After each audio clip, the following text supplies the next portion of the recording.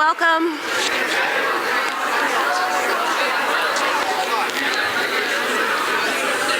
What a gorgeous day it is.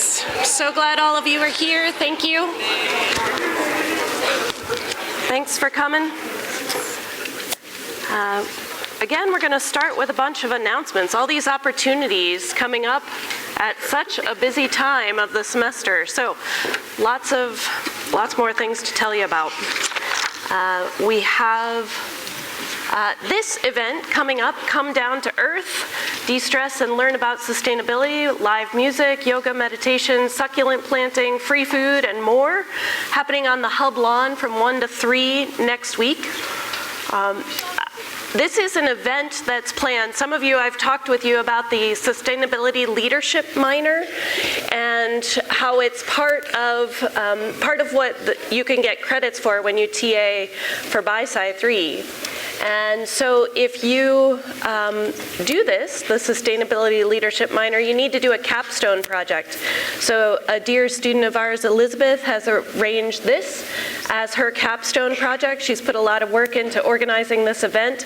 So I hope that a bunch of you can go and hang out for some music and activities and free food and learning opportunities that Elizabeth has set up for you. So that's pretty darn exciting. Coming up next week. So that's there for you. I got this announcement that if you're interested in being a Sustainable Lab Ambassador for second and third year students, the idea that we have this misconception, some people have a misconception that sustainability, that it's only about material things. And there's another sustainability, as we know now, sustainability is so much more than that, really being a mindset geared toward the future more so than the present. So the idea that some of the labs on campus are working toward this idea of being sustainable, of looking toward the future, is pretty exciting. So this is a job opportunity for you. This is just the top of the flyer. I sent you the whole thing in a Canvas announcement. So if that's interesting for you, you can find that in Canvas or in your email. This presentation, inspirational presentation, Success That Rocks, an author that's coming to speak on the same day. You could go from Elizabeth's event to this guy's talk, all about stress awareness, and so how to be more centered. Again, this is just part of the flyer. There's more information in the Canvas announcement that I sent to you. There's a bunch of other things in there as well, thinking about the pack-back makeup times. I put that in the Canvas announcement very specifically when you can add those. We are coming toward the end of the semester, so you'll notice that the pack-back makeup time ends on Friday, and that's in order that your TAs can then get your grades all put in for you into Canvas so that you have those and so that I have them to submit. So we need to have a realistic deadline so that TAs can do their work. So that's coming up, coming toward the end. It's amazing. So we'll get started then with the content for today. And we'll start with this. How many uses can you think of for a paperclip? So on your journal page for today, I'm going to give you 1 minute. And I'd like you to see how many things, how many uses you can think of for a paperclip. Okay, get your papers ready. This is the preparation stage. Okay. Okay, everybody ready? Counting down. 3, 2, 1, go.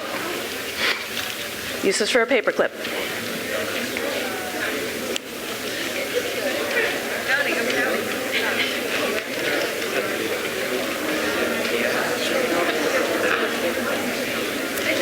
Okay, we're quarter of the way there.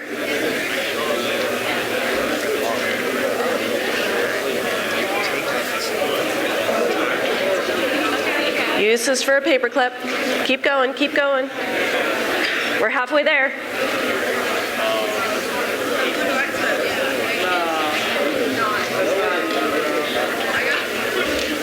Okay. Uses for a paperclip. I'm gonna ask you what you got. 15 more seconds.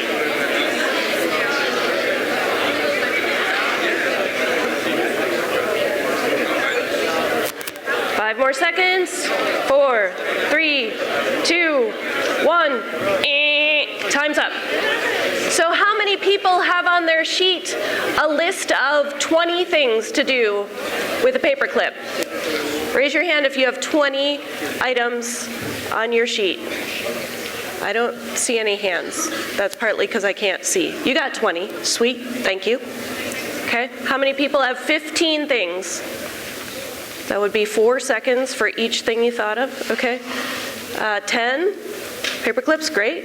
Okay. 5. All right.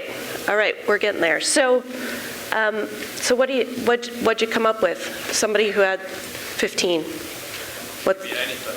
It could be anything. Like what? Flip paper on a red piece of paper to a blue piece of paper.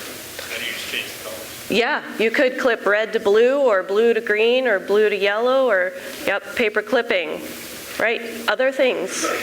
What else can you do with a paper clip? Yeah? You can put googly eyes on it and make a little guy out of it. Totally. A little googly eye guy. Yep. What else?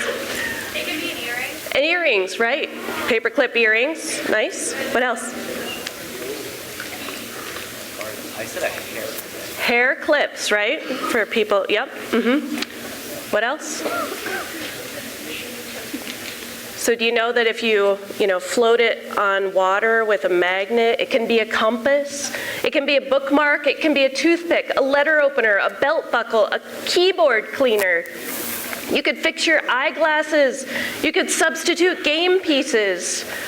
You could bend them into different shapes so everybody gets to use a paperclip. Antennas, a blow dart needle, right?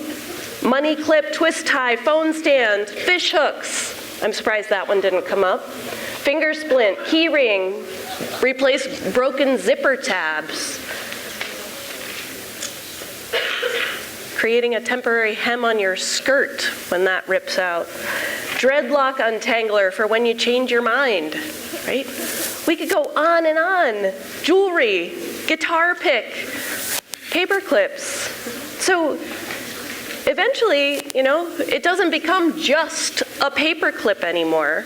We can look at it from a lot of different angles, right? This week's topic of your lab is the hero's journey. How can we look at things from different perspectives and open ourselves to possibilities? So today's topic is creativity and freedom particularly. So when you think about creativity, what do you think of? What do you think of when I say creativity? Anybody want to shout anything out? Creativity. Take a minute. What's creativity to you?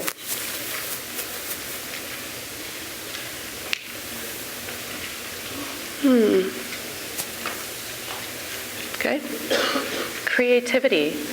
The definition, the process of bringing something new into being. That's pretty broad, which I think means it's pretty awesome, right? Is it a playfulness? Is it an escape from everyday duty and responsibility? Is that how you think of creativity? Like, somebody who takes time to knit, that's creative. Somebody who takes time to paint or play music, kind of a break from everyday reality and responsibility. Or is it really a stroke of genius? Some people that are creative carry this stroke of genius. And maybe you feel like you'd like to be that, but you're not. Is it something that's reserved for other more free-spirited people rather than, the person that you are? So, or is it something central to who you are and how you interact with life, the universe, and everything else? This is where we started in this class. Remember way back here, class number 2, when we were talking about questioning? Class 1 was observation, class 2 was questioning. And so that's how I laid it out the first time when we talked about it. And how we're all scientists, right? We're all figuring these things out. I'm going to show it to you in a different way today. So the same idea that we're observing, we're questioning, we're creating hypotheses, what we believe is going to be true, creating an experiment, and then did the experiment work out? Did it work out the way we expected it to? Did it work out differently? And then what do we conclude? So some of you listened to a podcast as part of the alternate assignment for the field trip. And it was an interview with Monica Gagliano, who's a scientist, a researcher. And Monica in this, in the podcast says, there's a kind of science that there's a kind of science that is one we have decided is the mainstream, the status quo, whatever we want to call it, and that kind of science portrays itself as dry and unimaginative. I say portrays because I know from the inside that that's not true about science. Whether scientists are aware or not, imagination is an essential ingredient of science. You cannot explore something that doesn't exist yet or that you don't know about yet unless you imagine that it's possible. She says, what I did with my work is just making that a link a little bit more explicit. Instead of pretending that I'm not using my imagination, I embraced it. When science becomes unimaginative, it's not science anymore. Science is an art form, and like every other art form, it demands imagination and creativity be applied. If it's not there, we're not really exploring anything. We're not looking for learning or even wisdom. We're just repeating what we already have. So a lot of science done in major institutions is often that. It's bland, it's boring, and stuff that we already know it's going to work because that's what funding agencies are funding. So we end up producing science that's safe, slight variations in the past. But that doesn't mean that it's doing anything real to advance knowledge. Science is not about a product to be sold. It is just for the pure sake of exploring. When we do it with our imaginations, we might find things that are magical and amazing that we didn't even know of before. So that's the science perspective. Scientists using curiosity, creativity, imagination. So creativity is everywhere. A creative mindset gives meaning and value to how we approach our lives, our creative endeavors, pretty much everything that we do. Having a mindset for creativity opens us up to possibilities and to options, opportunities, because we're able to relish, no joke intended, the creative process and embrace innovative thinking. Creativity is how we make our lives valuable, meaningful.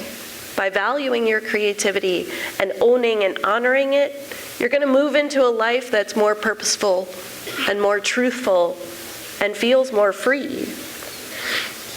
It's needed in many aspects of life for invention, but it's also fun to use it in things like dreaming up your next cool sandwich. Right? The creativity. Some say it's part of our route to happiness, and yet others see creativity as a route to embarrassment and vulnerability. But where does creativity come from, right? Where does creativity come from? Being creative has been a defining characteristic of humans since the beginning of humans. Our natural predisposition toward creativity can be traced back to prehistoric drawings like this one. Ancient stories and myths, even ones that came before Homer's Iliad and Odyssey. This is the world's oldest figurative artwork. It was discovered in a cave in Indonesia, an endearing image of a warty pig. Warty pigs still live there in this part of Indonesia. Archaeologists working on the site said the cave art is at least 45,500 years old. 45,500 years old. It's also thought to be the oldest surviving image of an animal. It was painted using red ochre pigment, so from other plants, they created this pigment. So understanding what creativity is, what makes up creativity, will help us to find its roots. Play. I delighted in seeing some of you play on Sunday at the field trip. The number of you that said, I'm finding my inner child again. I feel like a kid out here in the woods. Play. Play gives us permission to get messy or to mess things up, to move things about without an end goal or an obedience to previous experience. Children play, and that's more perhaps because they don't have the limitations that we carry with us, right? The pressure of acting grown up does not limit them. And yet they learn through play. And so do we, even at our ages. Invention is a result of creativity. An output that we judge as valuable or useful. But are we willing and open to those new outcomes? Humor is part of it too, right? Willingness to tread the fine line between genius and embarrassment, excuse me. The idea that we might just get it wrong, but it takes vulnerability. It's interesting. So talk to your neighbor about where creativity is for you. What's your story about it? I think a lot of us carry stories of that art class in elementary school where somebody said something that squelched creativity, or enhanced creativity. So talk to your neighbor about their experience with this idea, this concept.